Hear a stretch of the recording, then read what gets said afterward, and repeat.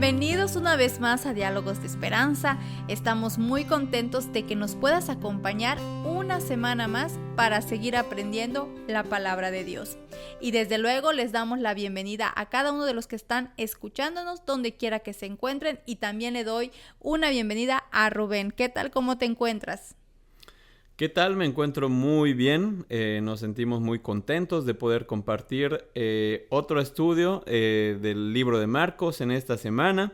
Estamos ya en el mes de septiembre y pues nos sentimos muy contentos de saludarle. Les contamos a nuestros hermanos que nos escuchan quizás en otro país, que aquí estamos ya por concluir el verano, la única época del año donde sentimos calor. Y recientemente lo disfrutamos. Nuestra iglesia a la que asistimos estuvo en un campamento, y ahí que también pudimos estudiar el libro de Marcos y la verdad que fue de una manera muy dinámica. Lo estudiamos en medio de la naturaleza, tuvimos representaciones de lo que hemos estado leyendo al estudiar este libro, así que nos sentimos muy contentos de poder estudiar la lección número 11 en esta ocasión. Y bueno, con el título Apresado y Juzgado. Y queremos recordarles que nuestra cita bíblica está en el libro de Marcos, capítulo 14, versículo 36, que dice: decía, Abba, Padre, todas las cosas son posibles para ti. Aparta de mí esta copa. Sin embargo, no lo que yo quiero, sino lo que tú quieras. Bueno, interesante. Y antes de poder estudiarla juntos, vamos a hacer una oración. Y Rubén, por favor, si eres tan amable. Claro que sí, les invitamos a cada uno de ustedes allá donde están a que nos acompañen a pedir la bendición de nuestro Padre Celestial. Querido Señor que estás en el cielo, queremos meditar en estas palabras que tú dejaste registradas para nosotros, Señor. Y hoy vamos a hablar de momentos difíciles que cuando tú viniste a este mundo tuviste que enfrentar por amor a cada uno de nosotros, Señor. Queremos encontrar un mensaje para cada uno de los que estamos participando en este estudio, y deseamos que tu Espíritu Santo nos pueda guiar y nos pueda acompañar. Te lo pedimos en el nombre de Jesús. Amén. Muy bien. Bueno, pues ya sabemos que estamos en un episodio cumbre del ministerio de Jesús. Estamos ya, como se conoce, en el relato de la pasión. Entonces, aquí se describen, en estos capítulos que vamos a estudiar, se describe el sufrimiento, la muerte y desde luego los últimos, la resurrección de Jesús. Y bueno, pues también sabemos que antes de que Jesús fuera apresado y juzgado, pues pasaron muchísimas otras cosas muy interesantes que nos han dejado a nosotros un mensaje, un aprendizaje aún para nuestros tiempos de hoy. Y desde luego vamos a abrir todas nuestras Biblias donde ustedes nos estén acompañando. Tenemos un título para este día llamado Inolvidable. Vamos a descubrir por qué estos relatos son inolvidables. Y estamos basándonos en el libro de Marcos capítulo 14, versículo 1 en adelante. Y aquí nos relata que eran 2 días después. Después de eso era la Pascua, que se habla sobre los panes, las fiestas de los panes sin levadura. Y en esta ocasión, ustedes recuerdan en los libros de Éxodo, donde se hacía referencia a estos eventos, ¿verdad?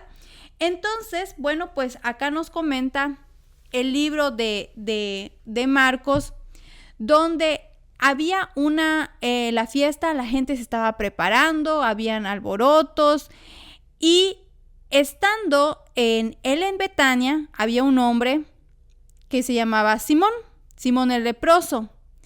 Y bueno, pues estaban todos en esa reunión y de repente algo interrumpe esa convivencia, y era una mujer. Como hemos visto a lo largo de estos estudios, sabemos que las mujeres pues no tenían un lugar especial en la sociedad, ¿verdad?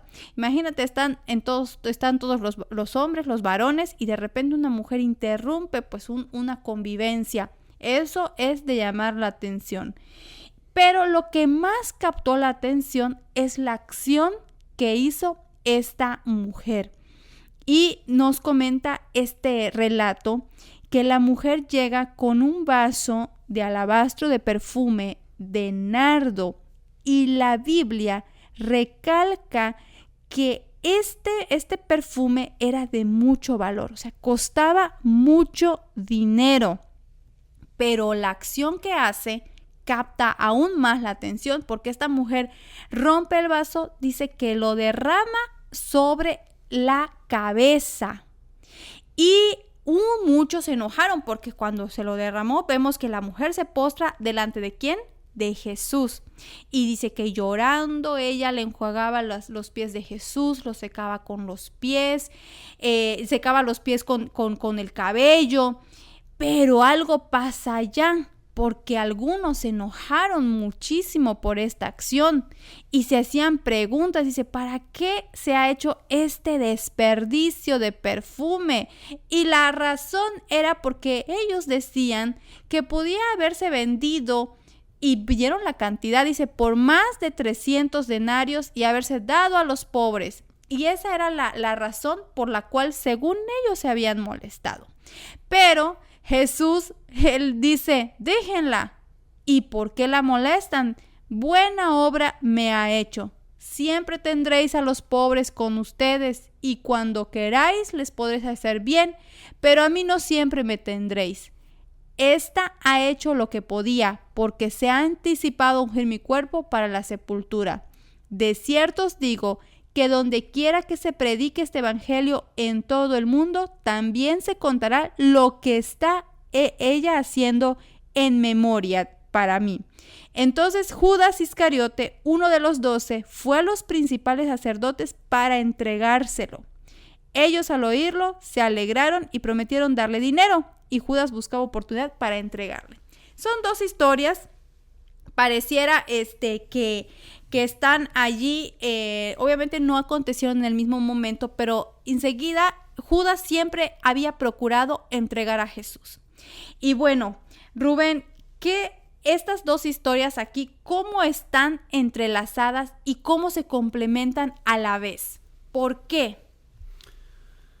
Bueno, en primer lugar porque ahí tenemos a un conjunto de personajes, tenemos a personas que están en una reunión, y en medio de esta reunión pues llega esta mujer de la que tú estás hablando. Es una mujer que, según este relato, nosotros percibimos en ella, al menos yo alcanzo a percibir dos cosas. Número uno, la gratitud que tenía para con Jesús. Número dos, yo percibo que ella creía en las palabras que Jesús había estado proclamando en ese momento. Nosotros podemos recordar que a esas alturas ya Jesús había estado anunciando lo que le iba a ocurrir a él como el ungido de Dios, como el Mesías. Hablando de la obra que él vino a hacer, él dijo, bueno, va a ser necesario que yo voy a tener que entregar mi vida. Entendiendo esto, y entendiendo que esto se lo había dicho en repetidas ocasiones a sus discípulos, pues esta mujer había escuchado eso y hace esta expresión de gratitud, de adoración quizás, y hace este acto que, como bien lo mencionas, llama la atención de todos. Y bueno, todos aprovechan allá para expresar su inconformidad, decir que no les parece. Y en el caso de Judas, nosotros podemos mirar esa molestia que hay por lo que está ocurriendo. Ahora, en este texto que nosotros hemos leído, no alcanzamos a ver los detalles en cuanto a la motivación. No lo encontramos de manera explícita en lo que tú has leído hasta el momento. Pero al mirar lo que ocurre después, ellos argumentaron, Judas y las otras personas argumentaron que, bueno, esto le podíamos haber dado mejor uso, hay tanta gente que lo necesita, que cómo vamos a desperdiciar ese dinero en un perfume para lavarle los pies al maestro. Esto se le pudo haber dado un mejor uso. Sin embargo, en el actuar de él, en lo que hace después, vemos que no había una motivación allá meramente con el deseo de ayudar a la gente, ¿no? Y Jesús les hace esta aclaración, les dice, miren, bueno, no hay problema, o sea, la gente con necesidades siempre va a estar allá y ustedes siempre van a tener la oportunidad de ayudarlo. Sí que en el espíritu de profecía, por ejemplo, en un libro como El deseado de todas las gentes, nosotros encontramos un poco de claridad acerca de las motivaciones de Judas, porque se habla de Judas como alguien que tenía mucho apego a las cosas materiales, al dinero.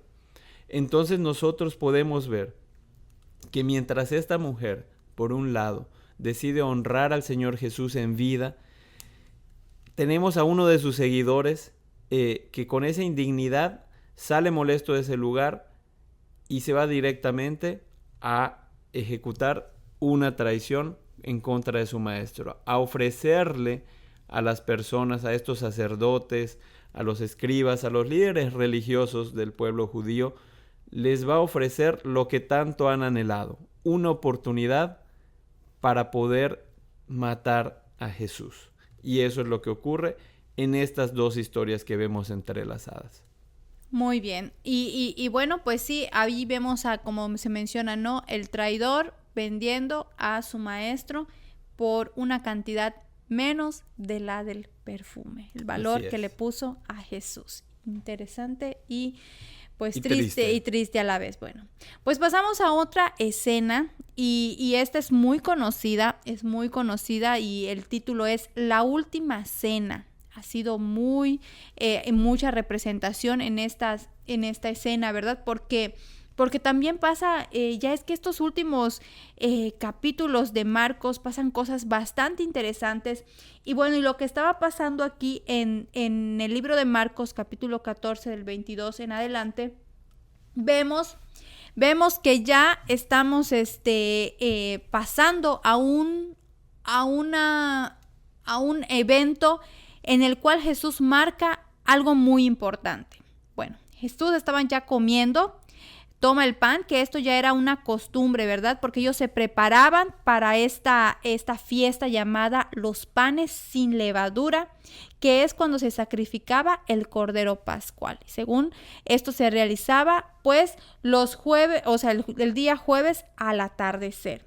Entonces se sientan, Jesús bendice el pan, lo parte y le dice a cada uno de sus discípulos: tomad, esto es mi cuerpo. Tomando la copa, habiendo dado gracias, les dijo que les dio y bebieron de ella todos. Sigue diciendo el relato: este es mi sangre del nuevo pacto que por muchos es derramada. De cierto os digo que no beberé más del fruto de la vid hasta aquel día en que lo beba nuevo en el reino de Dios. Cantaron, nos dice, y después se fueron caminando al monte de los olivos.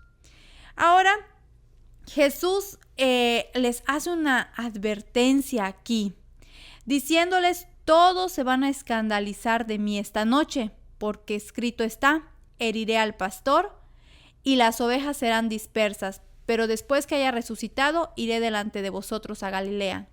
Entonces Pedro le dijo: aunque todos se escandalicen, yo no. Y les dijo Jesús: de cierto te digo que tú hoy, en esta noche, antes que el gallo haya cantado, 2 veces me negarás 3 veces.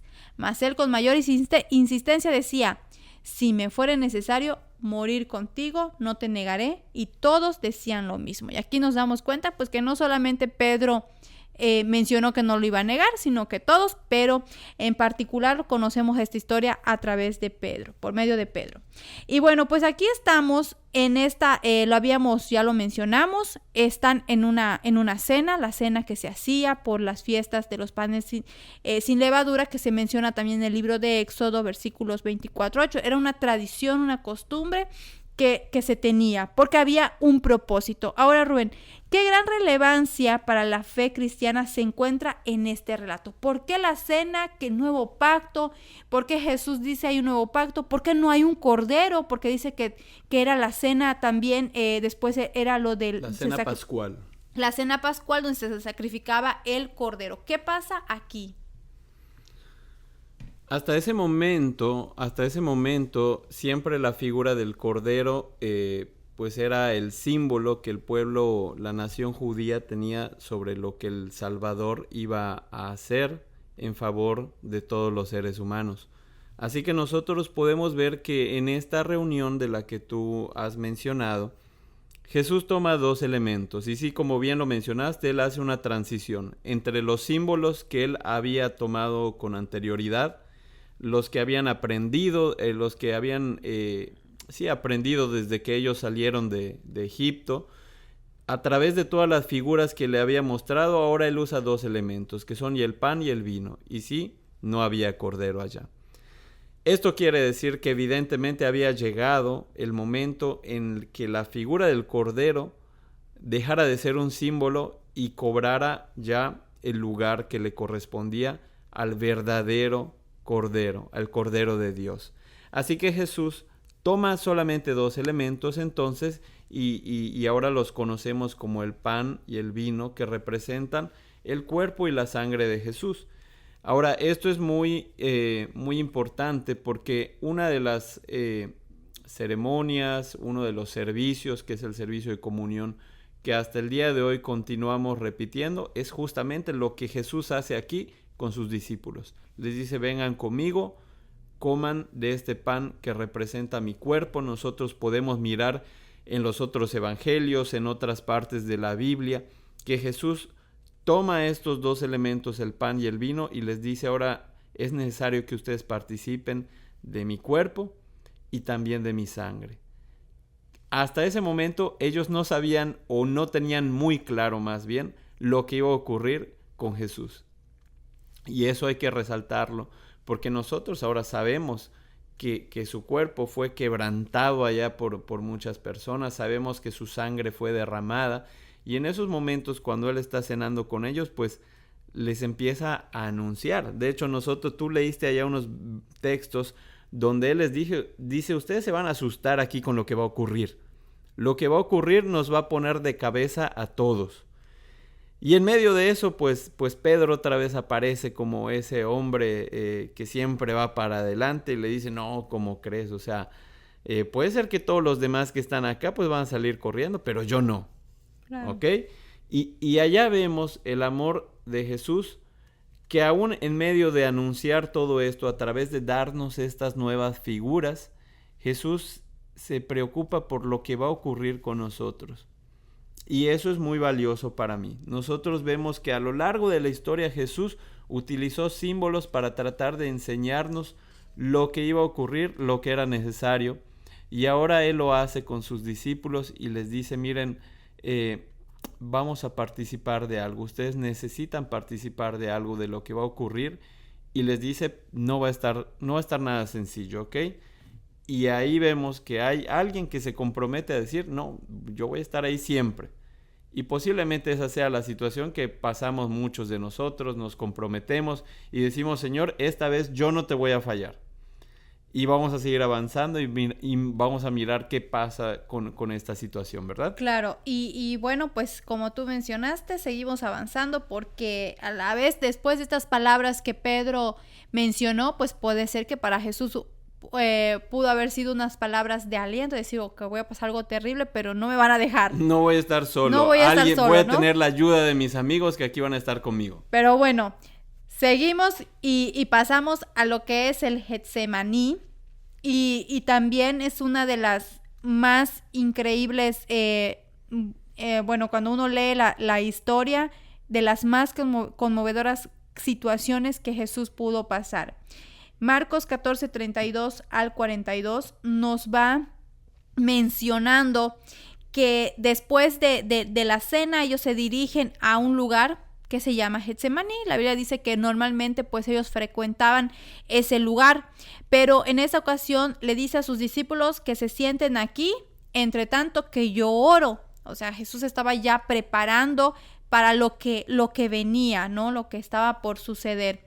Pero nos dice que toma a algunos de los discípulos, entre esos está Pedro, Jacobo y a Juan. Y comenzó a entristecerse y angustiarse. Jesús, ¿verdad? Les dijo, y no solo lo sintió, que no les expresó, mi alma está muy triste hasta la muerte, quedaos aquí y velad. Y se fue adelantando un poquito más y se postró en tierra y oró Y la petición de Jesús fue que si fuese posible, pasase de él aquella hora. Oraba diciendo: Abba, Padre, todas las cosas son posibles para ti. Aparta de mí esta copa, mas no lo que yo quiero, sino lo que tú. Cuando Jesús regresa y ve a sus amigos, los encontró durmiendo. Y le dijo a Pedro: Simón, ¿por qué duermes? Dice: ¿no has podido velar una hora? Velen, oren para que no entren en tentación. El espíritu a la verdad está dispuesto, pero la carne es débil. Jesús nos dice que otra vez va, ora, regresa, encuentra nuevamente a sus amigos durmiendo, pero dice que cuando ellos regresan nuevamente Jesús, pues ellos estaban súper cansados igual. Pero ya la tercera vez, cuando los vio, Jesús les dice: ya, duérmanse, descansen, la hora ha venido. He aquí, el Hijo del Hombre es entregado en manos de los pecadores. Levantémonos, vamos, he aquí, se acerca el que me entrega. Wow, esta es una de las cosas más conmovedoras, como decíamos, ¿no? Porque en esta ocasión Jesús ya estaba pasando los límites tal vez de los pensamientos, de las emociones. Y bueno, en esta ocasión, ¿qué fue lo que pidió Jesús en oración en el Getsemaní y cómo fue contestada su oración? Nosotros podemos mirar aquí quizás a un Jesús sumamente estresado,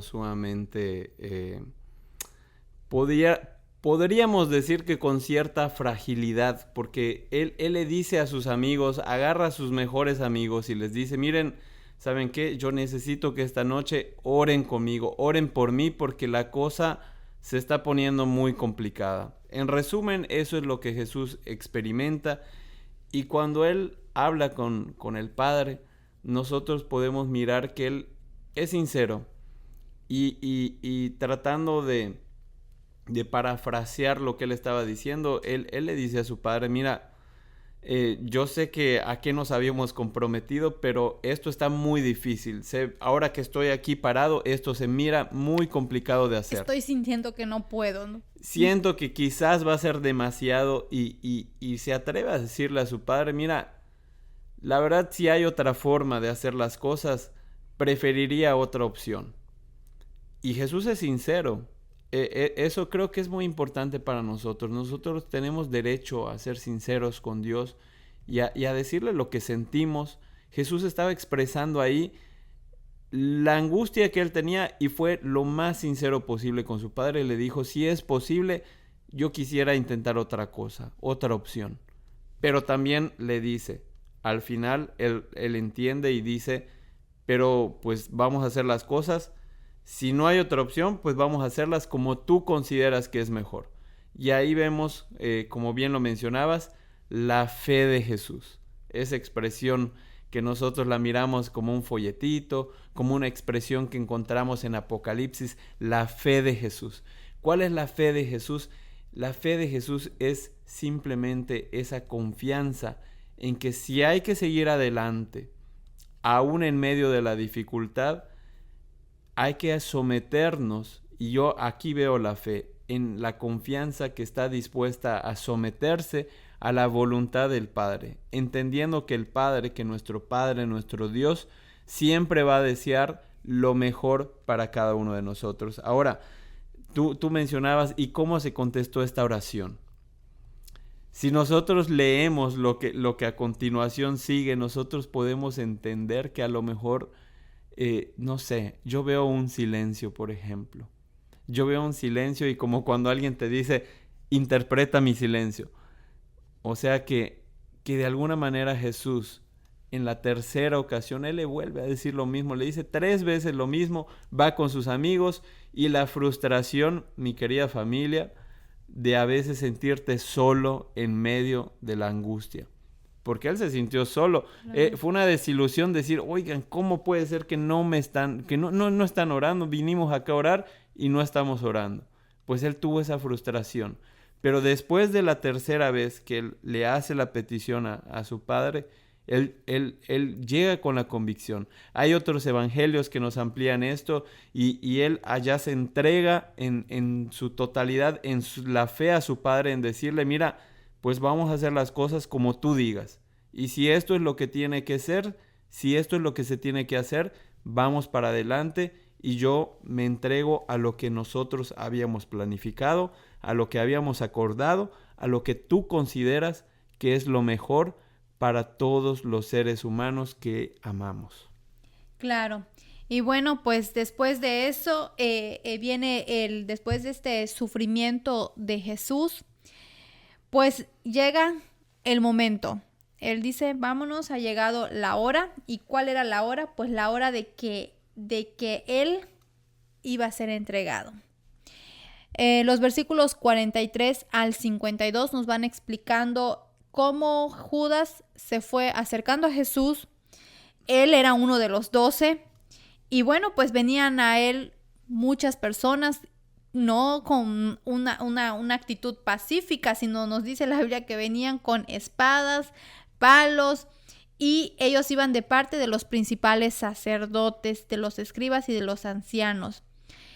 Y Judas dio una señal en particular diciéndole, al que yo me acerque, al que yo bese, ese es. Dice que lo lleven y con toda seguridad ustedes sabrán que él es. Bueno, él se acerca al maestro y le dio ese beso. Cuando la gente que estaba alrededor de Judas lo vio, pues recibieron la señal, se acercaron, prenden a Jesús, lo arrestan, pero dice la Biblia, uno de los que estaba allí sacando la espada, hirió al siervo del sumo sacerdote cortándole la oreja.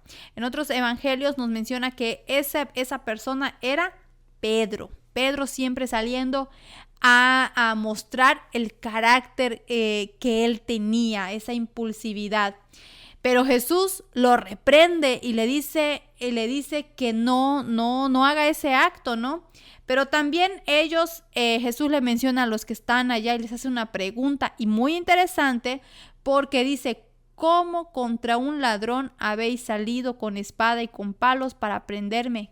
Cada día estaba con vosotros enseñando en el templo y no me prendisteis, pero es así para que se cumplan las escrituras. Quiere decir que ya estaba ya estaba predicho, ¿verdad? Entonces todos los discípulos dejándolo huyeron. Aquellos discípulos que apenas hace un par de horas habían dicho que no lo iban a dejar, dice que huyeron.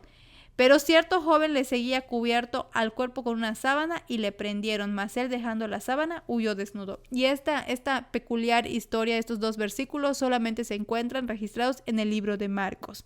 Pero bueno, dejando todo para huir de Jesús. Aquí vemos esta situación tan difícil que pasaron obviamente Jesús y los que estaban alrededor. Ahora, ¿qué ocurre aquí que es tan crucial para el plan de salvación? ¿Qué pasa? ¿Por qué? Con lo que acabamos de leer, con las palabras predichas. Bueno, nosotros cuando miramos todo lo que está registrado en la palabra de Dios, entendemos que precisamente acá se está ejecutando ese plan que fue trazado. ¿Por qué decimos que fue trazado? Porque nosotros podemos ver que, como tú lo has mencionado, en otros textos que se le habían dado, esos textos que tenían a su disposición los fariseos, los escribas, todas las personas que tenían acceso a la ley de Dios, es decir, a la palabra de Dios, a la Biblia que existía en ese momento, podían contemplar que Dios le había revelado a través de los profetas cómo iba a ser la muerte del Señor Jesús, cómo iba a ser la actitud, muchas de las cosas que él iba a tener que enfrentar. Y nosotros acá miramos cómo cada uno de esos elementos que están descritos en las profecías se van dando cumplimiento. Tan es así que el mismo Señor Jesús dice, bueno, es que todo esto que está ocurriendo es necesario porque esto ya estaba escrito. Esto sabíamos que iba a ser así. Yo lo sabía, lo he llegado a entender. Y ustedes también deberían de saberlo porque esto está escrito, está registrado en la Biblia. Dice, esto es para que se cumplan las escrituras. Así que nosotros acá vemos cómo estamos llegando al cumplimiento de lo que Dios dice. Una de las lecciones que yo encuentro acá es que cada uno de los elementos que Dios describe y de los que Dios nos dice que que tienen que ocurrir, se van cumpliendo al pie de la letra. Y sí, además de que ellos podían mirar en la Biblia cómo esto había sido predicho, aún en la cena de la que estábamos platicando en los capítulos anteriores, Jesús les había dicho, miren, ¿saben qué? Además ustedes van a salir corriendo de acá. Cuando vean que la cosa se pone fea, van a salir corriendo. Y el que había dicho que no iba a salir corriendo, ahí dice que todos se escandalizaron. Si bien trató de luchar, le cortó la oreja a alguien, pero al final dice que cuando tomaron preso a Jesús, todos se fueron de ahí. Y miren que a veces yo he notado que nosotros los cristianos a veces cuestionamos mucho la actitud que tuvieron ellos y a veces yo siento que somos muy duros con el actuar de los discípulos, de las personas que ahí se describe que dejaron allá a Jesús. Pero yo creo que esto vale la pena reflexionar y sobre todo con este título que le pusieron al día miércoles, dejando todo para huir de Jesús. Yo creo que muchas veces el Señor nos da oportunidades en la vida para poder tener ese punto de inflexión, ese punto donde nuestra relación con Él puede, como lo decimos, pasar a otro nivel. Pero a veces es triste y aunque nosotros no estamos huyendo exactamente de Él como lo huyeron los discípulos, sí que a veces nosotros dejamos muchas cosas y terminamos tomando la misma actitud, alejándonos del Señor Jesús. Pero creo que lo maravilloso acá es mirar cómo todo lo que Dios ha proclamado a lo largo de su palabra tiene su cumplimiento. Cuando vino el Señor Jesús, continuó esa situación. Y esto es muy importante porque hay muchos cristianos que a veces piensan en el Antiguo y en el Nuevo Testamento como dos cosas diferentes. Nosotros vemos acá que Jesús, estando Él en su humanidad y caminando aquí, Él dijo, esto es necesario para el cumplimiento de lo que yo ya había dicho. Porque todo lo que está registrado en la Biblia, en el Antiguo y en el Nuevo Testamento, fue inspirado por el mismo Dios. Claro, bueno. Y bueno, pues después de esa situación que dejan a Jesús completamente solo, pues ya lo llevan y delante de los principales sacerdotes. Aquí vemos ya dos escenas también que van pareciendo a la par en la que los sacerdotes pues empiezan a interrogar a Jesús. El título es ¿Quién eres? Y es el título de esta lección. Y aquí en este libro, Marcos 14, de 60 al 72, pues nos van narrando lo que estaba pasando. Los sacerdotes siempre trataban de culpar a Jesús, ¿verdad? Y al preguntarle ¿quién eres? Pues era una forma de que cuando Jesús diga que era el Hijo de Dios, era acusarlo. Era acusarlo porque era un pecado decir que alguien estaba ocupando el lugar de Dios. De Dios, a eso le llamaban una blasfemia. Así es, era una blasfemia y eso pues era totalmente penado para ellos. Y bueno, era lo que estaba buscando y finalmente Jesús les dice, pues sí, yo soy el hijo yo soy el Hijo de Dios. Y entonces dice, pues como decían en el versículo, verán al Hijo del Hombre sentado a la diestra del Padre, y haciendo también referencia a algo que estaba registrado en el libro de Daniel, capítulo 7, versículos 3 y 14, que verán al Hijo del Hombre y le va a dar dominio para la gloria y reino para todos los pueblos. Eso fue algo terrible para los sacerdotes, de tal forma que ellos dijeron, ya no hay más, Él es culpable. Pero también mientras Jesús revelaba a esa pregunta, ¿quién eres?, también por otro lado pasaba que las siguientes escenas, vemos a Pedro, si bien no abandonó el lugar, pero bien seguía a Jesús de lejos. Y allí Escondido. escondido allá entre la multitud para confundirse. Bueno, pero allí seguía Pedro siguiendo a Jesús. Y bueno, la gente le decía, yo te conozco, tú también estabas. Y Pedro decía, no, no, no. Y hasta la Biblia nos dice que Pedro, pues con maldiciones, decía, yo no conozco a ese hombre. Y justamente después de que él haya dicho todas esas palabras, canta el gallo y justo ahí, como diríamos, le cae a Pedro el 20, recordando aquellas palabras que Jesús le dijo, que antes que cantara el gallo me habrás negado. Y en ese momento Pedro cae tristemente, porque en el espíritu de profecía nos amplía esa escena, nos dice que justamente las miradas entre Jesús y Pedro se cruzan. Y pobrecito de Pedro, la verdad es que estando en su posición ha de ser una situación terrible. Pero bueno, aquí tenemos dos situaciones y cuáles han sido las diferencias entre lo que Jesús le responde y la negación de Pedro. Bueno, aquí podemos ver esa valentía del Señor Jesús, esa valentía, ese valor que Él toma para no responder cuando no debe de responder. Pero sí que cuando hacen esa confrontación, como tú bien mencionas, ante esas provocaciones, ante esas ofensas, Él permanece ecuánime. Y sin embargo, cuando a Él le preguntan y cuando a Él le hacen la referencia y le dicen, ¿eres tú el Hijo de Dios? ¿Eres el Mesías? La expresión que Él dice es, yo soy.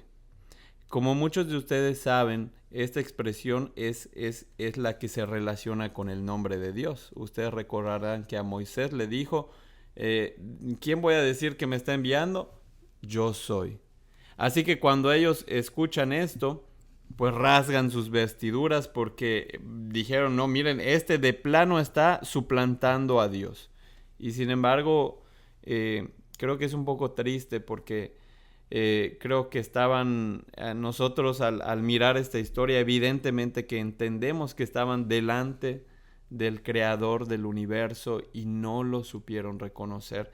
Y sin embargo, Jesús todavía allí les empieza a decir, a mostrar con su actitud que todo eso apuntaba a lo que la Biblia describía sobre él.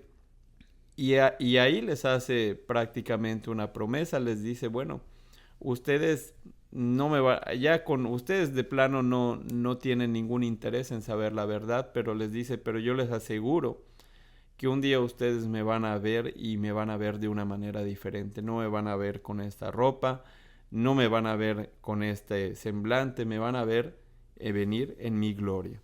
Eso es tremendo, eso es algo que les declara a ellos y vemos a Jesús que después de eso empieza quizás una parte que a muchos de nosotros nos ha conmovido siempre, mirar lo que Él tiene que enfrentar.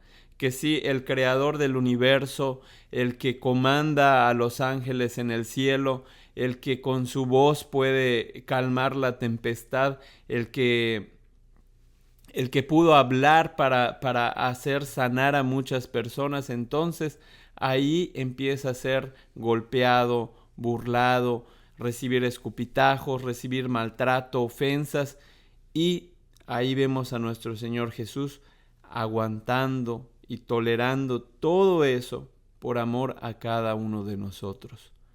Como bien lo mencionabas, tenemos a otra cara, la cara de todos aquellos quizás quienes a veces decimos, no Señor, o sea, yo aquí voy a estar, si tú me necesitas yo voy para adelante, yo aquí voy a estar. Pero vemos cómo es la fragilidad humana. Tenemos a un Jesús que dedicó su vida a la oración, y gracias a estar en comunión con su Padre con la oración, pudo soportar todos esos golpes, todas esas burlas. Pero tenemos a alguien que quizás hasta ese momento no se había centrado en lo que Jesús estaba tratando de enseñarle, no solo a Pedro, sino a todos los que habían caminado con él. Él les dijo, miren, se tienen que preparar porque se vienen cosas difíciles. Y Pedro hasta ese momento, al igual que muchos hemos visto a lo largo del estudio de Marcos, que él miraba y estaban pensando en otras cosas. Pero ahí en ese momento Pedro muestra esa fragilidad que hay en cada uno de nosotros. Yo no me atrevo a decir en esa fragilidad que tenía él, porque esa fragilidad, mi querida familia, la tenemos cada uno de nosotros cuando no pasamos tiempo orando y conversando con el Señor. Esa falta de estar en comunión con nuestro Padre llevó a Pedro a decir: ¿sabes qué? Yo no puedo con esto, yo no quiero saber nada con él, yo no puedo enfrentar lo que él está enfrentando. Sin embargo, mis queridos amigos, mi querida familia, nosotros podemos ver la compasión de nuestro Señor Jesús, porque esa compasión que él mostró con Pedro, ahí cuando los dos estaban mirando, en vez de reprocharle, Jesús, esa mirada de compasión, de decirle: mira, no te desanimes, continúa, sigue, levántate y sigue caminando conmigo. Jesús, después de eso, pues vamos a mirar esos siguientes pasos que él da a levantarse, a dónde los llevan. Y creo yo, mi querida familia, mis queridos amigos, que hay que valorar mucho esa vida de oración de nuestro Señor Jesús. Cómo él se aferró a dos cosas cuando caminó como ser humano: a la palabra de Dios. No dejó de citar, no dejó de tratar de explicarle a las personas, a los seres humanos que estaban allí alrededor de él, que la palabra de Dios tenía la revelación de todo lo que estaba ocurriendo y de lo que iba a ocurrir. Y no dejó de nuestro Señor Jesús de hablar con su Padre en cada momento para enfrentar todo lo que él tuvo que enfrentar por ti y por mí. Bueno, después de esta reflexión, de estos análisis que hemos hecho, pues realmente no queda duda que la tarea de Jesús fue difícil, pero siempre cumpliendo el propósito y el plan divino. Pues bien, estimados amigos, hermanos, es un placer, como dijimos, que ustedes nos acompañen. Seguimos estudiando la palabra de Dios y tenemos nuestra próxima lección con el título... Sí, te invitamos a que no dejes de estudiar, porque la lección número 12 lleva por título Juzgado y Crucificado. Vamos a momentos muy solemnes, muy quizás conmovedores, pero te animamos a que tú puedas seguir estudiando la Biblia. Nosotros hemos tratado de compartirte solamente lo que nosotros aprendemos, pero estoy seguro de que si tú te animas y tomas tu Biblia y le pides a Dios la bendición de su Espíritu Santo, Él te va a acompañar y Él tiene un mensaje que puede transformar tu vida.